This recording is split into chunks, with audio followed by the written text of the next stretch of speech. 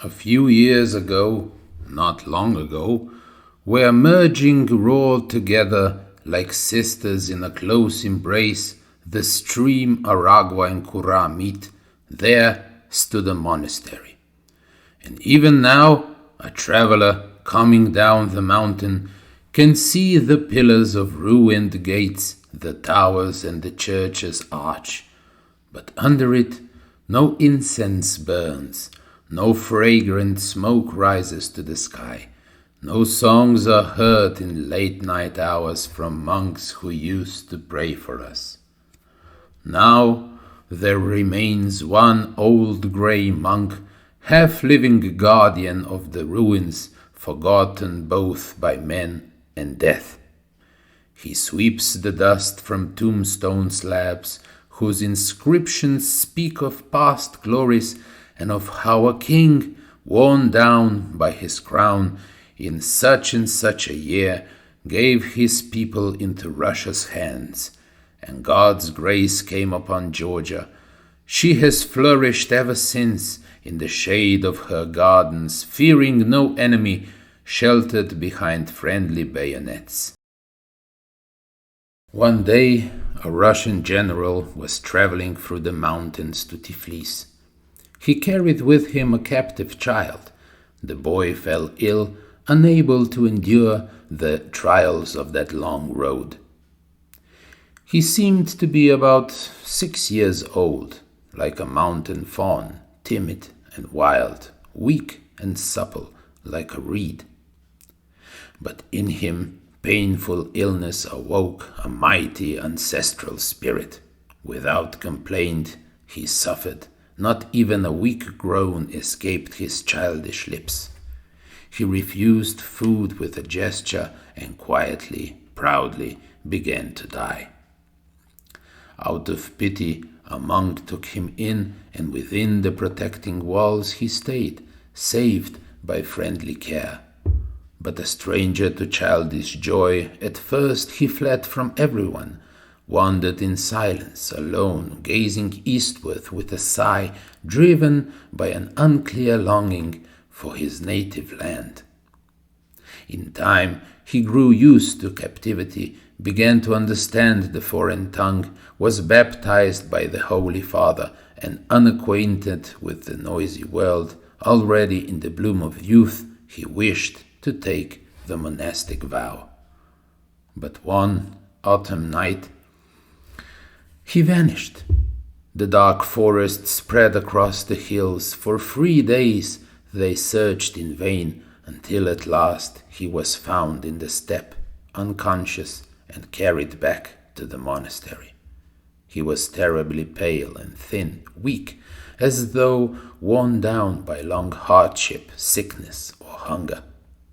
He did not respond to questioning, and with each day he faded more. His end drew near. Then a black-robed monk came to him with exhortation and prayer, and the sick boy, proudly listening, gathered his final strength, rose slightly, and spoke for a long time. "You came to hear my soul confess. I thank you. It's better, truly, to ease one's chest before someone with words and speak the burden out. But I have never done men harm, and so my deeds bring little use. And tell me, can a soul be told in words at all? Can it be shown? I lived but little, and in chains. 2 such lives I would have traded for one, if it were full of struggle. I knew the power of one thought, only one, but burning, fierce, and wild. It lived in me just like a worm, gnawed at my soul, and turned it ashes. I called my dreams beyond the cells, beyond the prayers, dank and stale, into that wondrous world of strife, where peaks are hidden in the clouds, where men are free like soaring eagles. This passion in the night's deep dark I nourished with my tears and sorrow. Before the heavens and the earth I now proclaim it openly, and I do not ask for pardon. Old man, I've heard it many times that you once saved me from my death. But why? Gloomy and alone, a leaf torn off by a storm, I grew up behind shadowed walls, a child in soul, a monk by fate. To no one could I ever say those sacred words, my father, mother. Of course you wished, old man, that here I would forget those names, but in vain. Their sound was born with me. I saw in others' lives a home, a homeland, friends, familiar faces, but in myself I never found not even graves, let alone dear souls. Then, not shedding useless tears, I swore a vow within my soul that I would press just once in life my burning breast with aching heart against another beating chest, even if stranger, yet kin in spirit. But, oh, those dreams have perished now in all their radiant beauty, and as I lived in foreign lands, so shall I die, a slave, an orphan. The grave does not frighten me. They say that suffering there falls into sleep within cold and endless silence. But parting with life still pains me. I'm young, so young. Have you ever known the wild dreams of reckless youth, or did you not, or have you forgotten how fiercely you once loved and hated? How the heart beat with stronger life at sight of sun and distant fields from some high and cornered tower where the air is fresh, and sometimes in a deep crevice of the wall a young dove, child of foreign lands, crouches close against the stone, afraid, trembling before the storm. This lovely world may now repel you. You're weak, you're gray, no longer crave. But so what? You've lived, old man.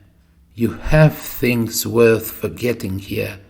You lived, and I could have lived too.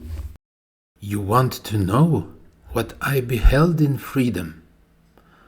Glorious fields, hills crowned with leafy wreaths of trees that spread in every way and rustled like a living crowd, like brothers dancing hand in hand. I saw great heaps of darkened stone divided by a rushing stream, and I could guess what they had thought. Such insight was a gift from above.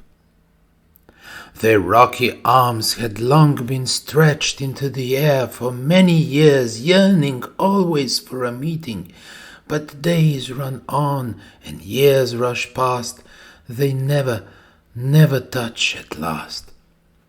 I saw the mountains' rugged spines as strange and vivid as a dream, when in the hour of morning light they smoked like altars in the blue, their peaks immersed in heaven's hue, and cloud by cloud in slow parade rose from their secret beds of night and fled towards the waking east like a pale caravan in flight of migrant birds from foreign lands.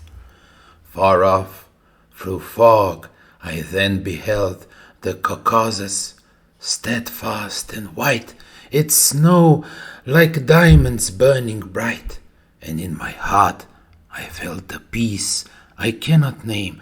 A secret voice told me that once I too had lived among those peaks, and from that hour the past grew clearer, clearer still. And I remembered my father's house, our mountain gorge, and all around the scattered village in the shade. I heard the evening's distant hum of herds returning to their homes and far-off barking of familiar dogs. I recalled the dusky elders who, under the moonlight's gleam, sat with solemn faces before my father's porch, and the flash of mounted daggers in long adorned sheaths. And like a dream, all these and hazy sequence suddenly swept before my eyes. And my father? He appeared to me alive in his warrior garb. I remember the clink of chainmail, the gleam in his rifle, his proud and resolute gaze, and my younger sisters, the glow of their tender eyes, the sound of their songs and words above my cradle. There, in the gorge, a stream ran. It was noisy, but not deep. To its golden banks at noon I used to go and play, watching the shallows overhead as, before the rain, they brushed the waves with grazing wings. And I remembered our peaceful home and the stories told at evening fires of how men lived in bygone days when the world was even more splendid.